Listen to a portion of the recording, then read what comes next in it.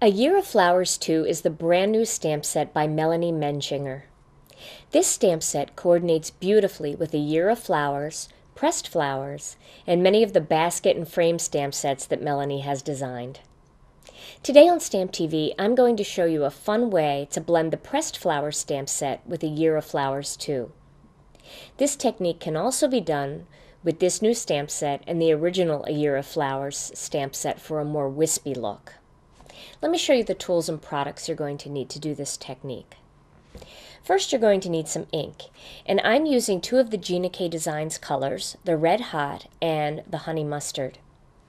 Then you're also going to need some embossing ink, and I'm using the Versamark ink for that.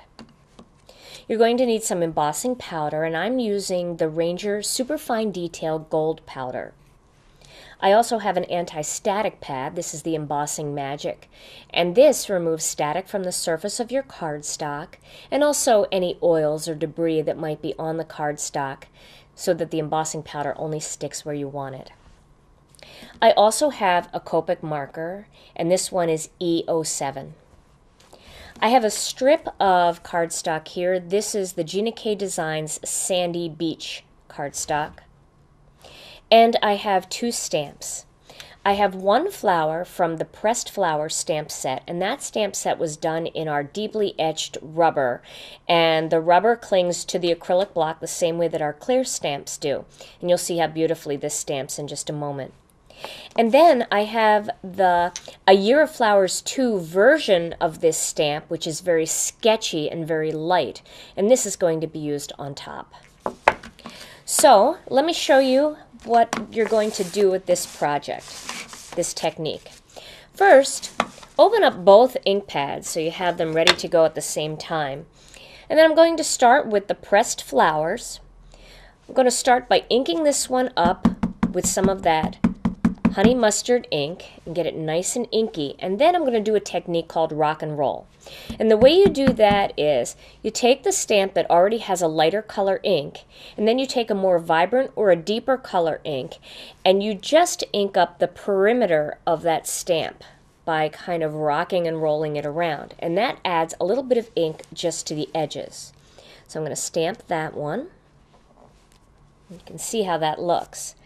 Let's get a little bit of a tighter look for you here. You can see how it's nice and golden in the center, and then the edges have that red.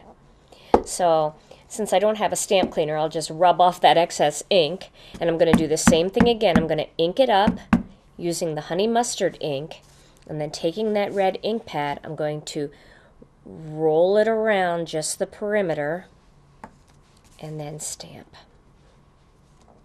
And I like to turn the stamp as I go. This way the images aren't all going exactly the same way. You get a nice variety of directions that way, and it doesn't look too patterned.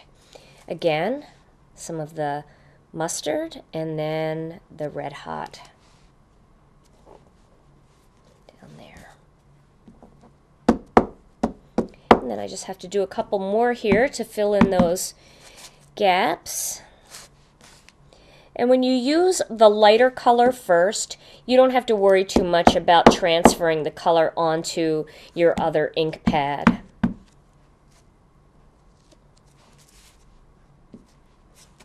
There we go. And let's just do a little bit here. One more there. All right.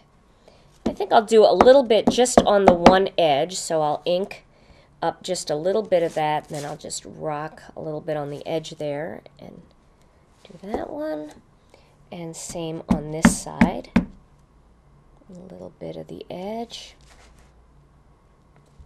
and that just finishes off that panel.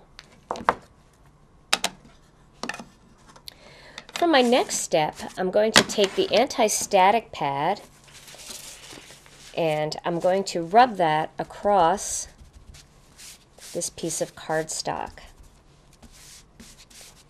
And our dye inks do dry very quickly, so you don't have to worry about getting any of that ink onto your anti-static pad.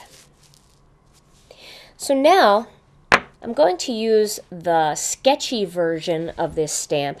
And this doesn't fit perfectly on top, which is what I like about it.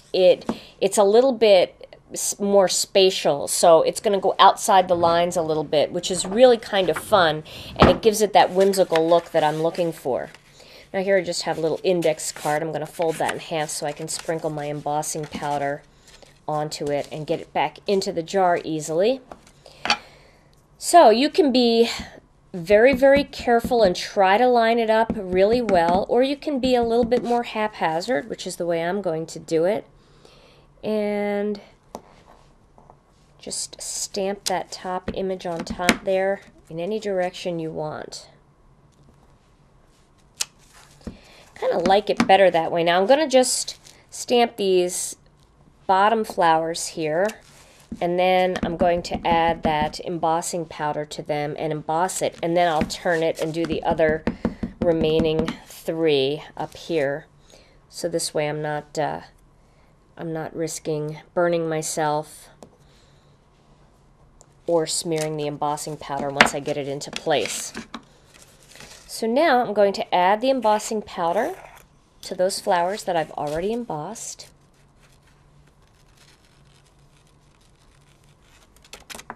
Let me just blow away any excess. You can see now where that gold embossing powder is. Now if you wanted to do it all at once, you could. You could turn it and you could stamp those, but I think I'm just going to heat these up first and then go back and finish. So I want to make sure my embossing powder's out of the way so I don't cook what's in the jar. Now you'll find that our gold powder, this gold powder that we use, or any of our embossing powders, they come up pretty quickly with the heat, and then once they do, you want to move on to the next area because you really don't want to burn the embossing powder or it loses its shine.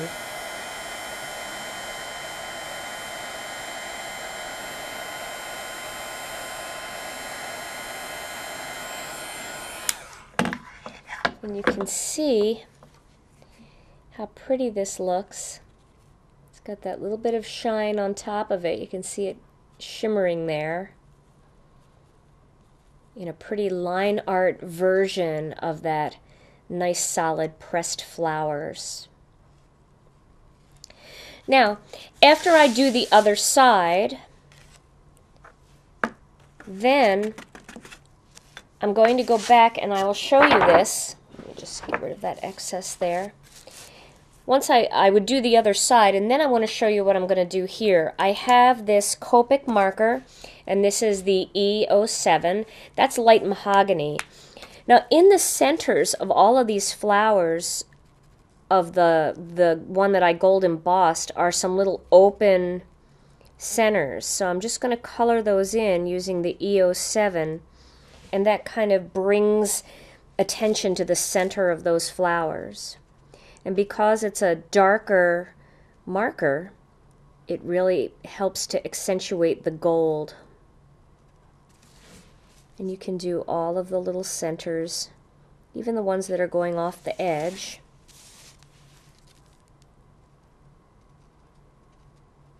And they're fun to color in, and what's nice is because you have that embossing powder, it kind of holds the ink into the centers of them, and they really don't bleed outside of the centers of the flowers. So that's what those flowers look like after you finish them off with a little bit of marker. You can also do that with a water-based marker if you don't have Copic markers, or you can use Bic markers or Sharpies or any other type of alcohol marker if you prefer. Now let me show you the way I put this panel into a card project. Here's my finished card project. And what I've done is I've layered that panel onto some black onyx cardstock, and then I've layered that whole panel onto a piece of our tomato soup cardstock. And I think that when you stamp our red hot onto the sandy beach, it's no longer that crisp red, but it kind of turns more into a tomato red, which is really kind of fun. So tomato soup there, and then Sandy Beach embossed with a Swiss dot Cuttlebug folder. And then that whole panel is put onto some black onyx and then a tomato soup card base. Here I've tied a little bit of 5/8 of an inch black grosgrain ribbon on, and I used one of the greetings from the new A Year of Flowers 2 stamp set. That one is just Melanie's handwritten hi, which is so cute, and it gives me an opportunity to use some of those tiny Spellbinders circle dies that I never know what to use them for, so these little greetings are perfect for that. And I mounted that Sandy Beach greeting on top of another piece of black onyx, and that is my finished card project. Try this technique using ink colors instead of embossing powder for a less formal look.